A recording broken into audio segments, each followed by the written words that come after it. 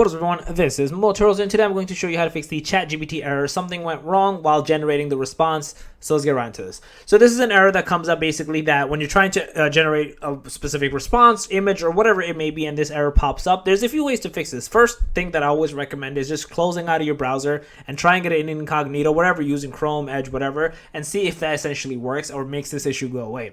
If it does not, what you need to then do is pretty much download either a free VPN, or if you have a paid VPN, use that. But if not, like Opera browser or a Chrome extension that has a free VPN, pretty much utilize that to see, because sometimes it could be your network issue. So bypassing certain network providers or connections helps bypass this issue. So try from there. If you've done that and it doesn't work, the next thing to do is go to your search bar on your computer itself and type in network connections, if I can spell it right.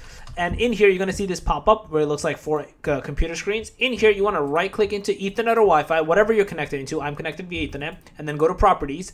Click into Internet Protocol version 4, TCP/IPv4, and go to properties.